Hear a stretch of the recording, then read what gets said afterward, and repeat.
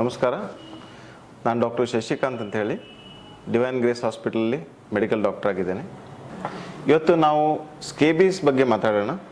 Scabies ಒಂದು ಇಚ್ mite disease ಅಂತ ಹೇಳ್ತೀವಿ. ಒಂದು ಮೈಟ್ ಸಾರ್ಕೋಪ್ಟಿಸ್ ಸ್ಕೇಬಿ ಅಂತ ಹೇಳಿ ಒಂದು ಮೈಟ್ ಬರುತ್ತೆ. ಅದರಿಂದ ಆಗಿರುವಂಥ ಹೈಲಿ ಇನ್ಫೆಕ್ಷಿಯಸ್ ಡಿಸೀಸ್ ಇದು. ಏನಾಗುತ್ತೆ ಅಂದರೆ ಕೈ ಬೆರಳುಗಳ ಮಧ್ಯದಲ್ಲಿ ಒಂದು ನವೆ ಥರ ಅಥವಾ ಪಿಂಪಲ್ಸ್ ಥರ ನಮಗೆ ಗುಳ್ಳೆಗಳಾಗೋದು, ದದ್ದುಗಳಾಗೋದು ಎಲ್ಲ ಆಗುತ್ತೆ. ಸೊ ಅದರಲ್ಲಿ ತುಂಬ ಟಿಪಿಕಲ್ ಲಕ್ಷಣ ಏನಂದರೆ ಒಂದು ಇಂಟೆನ್ಸ್ ಇಚ್ಚಿಂಗ್, ತುಂಬ ಜಾಸ್ತಿ ಇಚ್ಚಿಂಗ್ ಆಗುತ್ತೆ. ಸೊ ಇದು ಹೈಲಿ ಇನ್ಫೆಕ್ಷಿಯಸ್ ಸಾಂಕ್ರಾಮಿಕ ಆಗಿರೋದ್ರಿಂದ ಏನಾಗುತ್ತೆ ಅಂದರೆ ತುಂಬ ಬೇಗನೆ ಸ್ಪ್ರೆಡ್ ಆಗುತ್ತೆ. ಇಚ್ ಮೈಟ್ ಇದು ಪ್ಯಾರಾಸೈಟ್, ಇದೊಂದು ಎಕ್ಸ್ಟರ್ನಲ್ ಪ್ಯಾರಾಸೈಟು.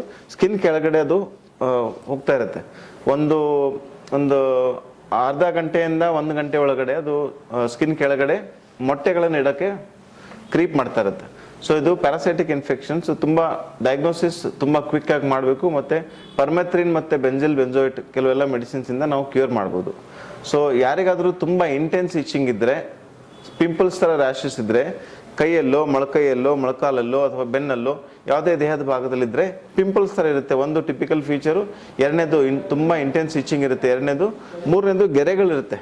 ಸೊ ಆ ಇಚ್ ಮೈಟ್ ಸ್ಕಿನ್ ಕೆಳಗಡೆ ಹೋಗ್ತಾ ಇರೋದ್ರಿಂದ ಒಂದು ಇಚಿಂಗ್ ಮಾಡೋದ್ರಿಂದ ಗೆರೆಗಳು ಫಾರ್ಮ್ ಆಗುತ್ತೆ. ಇವು ತುಂಬ ಟಿಪಿಕಲ್ ಫೀಚರ್ಸ್ ಆಫ್ ಸ್ಕೇಬೀಸ್.